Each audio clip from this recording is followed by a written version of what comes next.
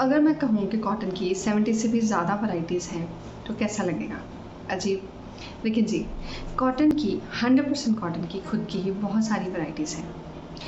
इसमें से कई सारी वैरायटीज़ हम पहनते भी हैं, हमें मार्केट में अवेलेबल होती हैं, हम सब इनके बारे में जानते हैं। तो इसमें से सबसे पहली जो हम वैरायटी की डिस्कशन करने वाले हैं, वो 100% कॉटन की सबसे थिक और सबसे स्टिफ वैरायटी है, और वो है पॉपलिन।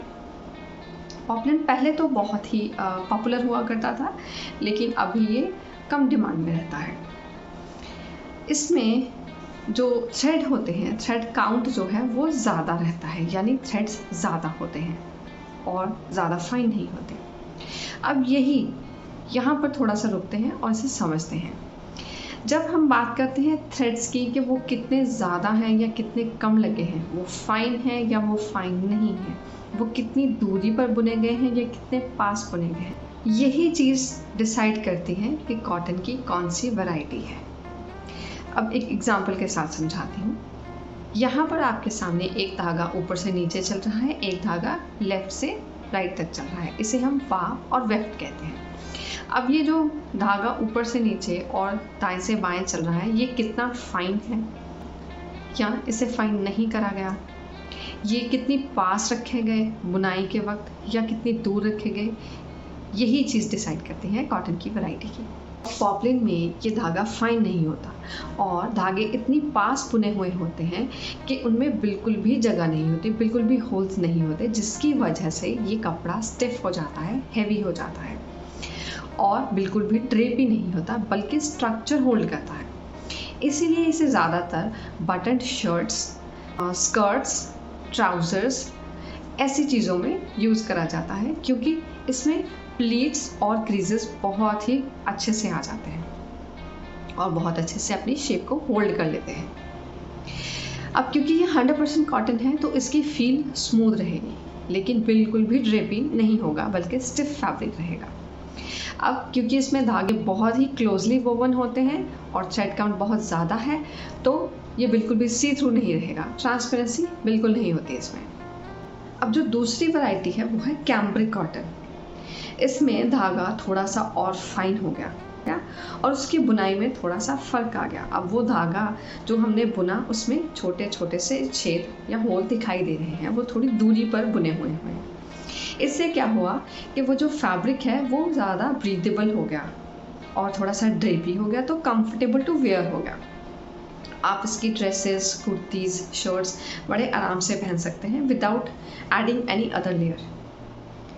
ये समर्स के लिए सबसे परफेक्ट फैब्रिक मैं कहूँगी, मेरा अपना फेवरेट फैब्रिक है। ये बहुत ही easy to wash, easy to care fabric होता है और ड्यूरेबल भी होता है। स्किन फ्रेंडली तो है ही और 100% कॉटन होने की वजह से इसकी फील स्मूथ रहती है। इसके बाद जो तीसरी वैरायटी है उसमें हमने क्या करा, धागा और फाइन हो गया और उसकी बुनाई में फ़र्क और आ गया, यानी धागों का आपस में जो फासला है वो और बढ़ गया, तो होल्स बड़े हो गए। अब इससे क्या हुआ, फैब्रिक बहुत ही सी थ्रू हो गया, लेकिन बहुत ही लाइट वेट भी हो गया। अब ये कौन सा फैब्रिक है, वॉयल।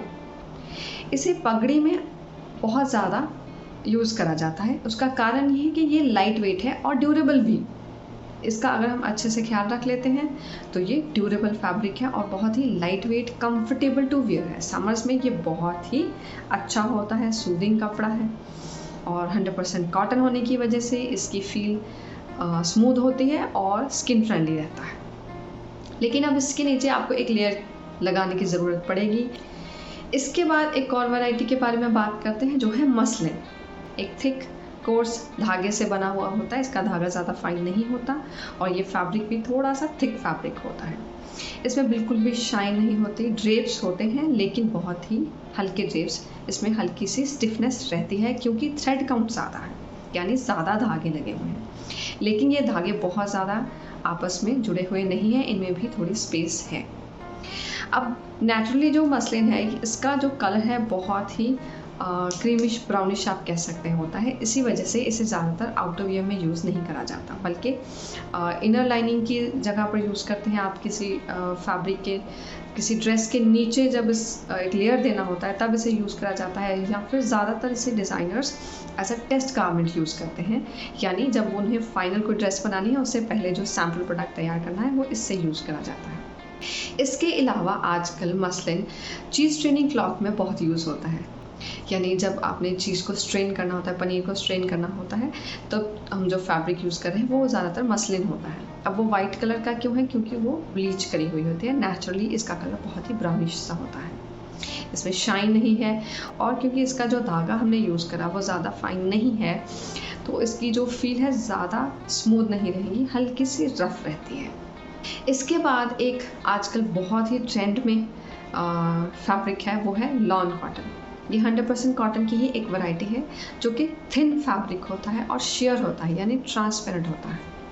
ये ज़्यादा नहीं, आप सेमी ट्रांसपेरेंट कह सकते हैं। इसके नीचे आप लेयर लगा भी सकते हैं और नहीं भी, आपकी इच्छा है। ये सेमी ट्रांसपेरेंट रहता है। ये फैब्रिक लाइट वेट है, लेकिन इसमें थ्रेड काउंट ज़्यादा है। अब फिर अगर थ्रेड काउंट ज़्यादा है, ज़्यादा धागा लगा है, तो ये लाइट कैसे हुआ? क्योंकि वो जो थ्रेड है उनका आपस में दूरी ज़्यादा है, इसी वजह से ये सी थ्रू भी होता है। अब ये फैब्रिक ज़्यादातर समर ड्रेसेस में, सूट्स, शर्ट्स, कुर्तीज़, टॉप्स, इन्हीं में यूज़ करा जाता है, क्योंकि समर्स के लिए बहुत ही अप्रोप्रिएट फैब्रिक है ये। इसमें भी हल्की सी शाइन होती है, जो ग्लॉसीनेस है वो बहुत ही हल्की सी रहती है इसमें। इसके बाद हम बात करते हैं एक और फैब्रिक की, जो है ऑर्गेंडी। ऑर्गेंडी एक ऐसी 100% कॉटन की वैरायटी है जो कि बिल्कुल ही पेपर लाइक होती है, जैसे कि इसकी फील जो है पेपर जैसी होती है। ऐसा क्यों होता है? क्योंकि इसमें जो धागा लगा उसे बहुत ही टाइटली ट्विस्ट करा। जैसे मैंने आपको बताया था, रेशों को आपस में ट्विस्ट करके एक धागा बनता है। जब उनकी ट्विस्टिंग होती है तो उनको बहुत ही टाइटली ट्विस्ट करा जाता है, जिससे ये बहुत स्टिफ हो जाते हैं धागे, और जब उन्हें बुना जाता है तो ये सारे स्टिफ धागे मिलकर एक पेपर जैसा कपड़ा तैयार कर देते हैं। ये बहुत क्रशी होता है, बहुत रिंकली होता है, लेकिन इसकी लुक बहुत अच्छी आती है जब आप इसे किसी ड्रेस या किसी गाउन के ऊपर एक लेयर की तरह यूज़ करते हैं, या इसके दुपट्टास बहुत अच्छे लगते हैं। लेकिन हाँ, ये dupattas not very easy to carry होते हैं, बिकॉज ये बहुत ही स्टिफ रहते हैं। हमने देखा है कि विक्टोरियन एरा में ऑर्गेंडी को गाउन्स के ऊपर की लेयर, जो आउटर लेयर होती है, उसमें बहुत ज़्यादा यूज़ करा जाता था, जबकि नीचे मसलिन या वैसे ही फैब्रिक को अंदर की लेयर के लिए यूज़ करा जाता था, और आउटर लेयर के लिए ऑर्गेंडी को यूज़ करते थे। तो ये आज हमने बात करी कुछ ऐसी 100% कॉटन की वैरायटीज़ के बारे में जो हम सब पहनते हैं, हम सब ख़रीदते भी हैं, लेकिन उनके बारे में जानकारी हमारे पास थोड़ी कम होती है कि ये अलग अलग क्यों हैं और इनकी क्या अपनी अपनी प्रॉपर्टीज़ हैं और कैसे इनको पहचानना है। तो ये आज का टॉपिक। अगर आपको ये टॉपिक्स समझ आ रहे हैं तो प्लीज़ लाइक, शेयर और कमेंट कीजिए, सब्सक्राइब भी कर दीजिएगा। और अगर आपको कोई भी सवाल करना है, आपके मन में कोई सवाल है और आपको कुछ चीज़ें समझ में नहीं आ रही, तो प्लीज़ हमें कमेंट सेक्शन में लिख के ज़रूर बताएं आपके क्या सजेशंस हैं, क्या सवाल हैं। हम सबके रिप्लाई ज़रूर देंगे। हमारी टीम बहुत ही मेहनत से काम करती है आपके लिए।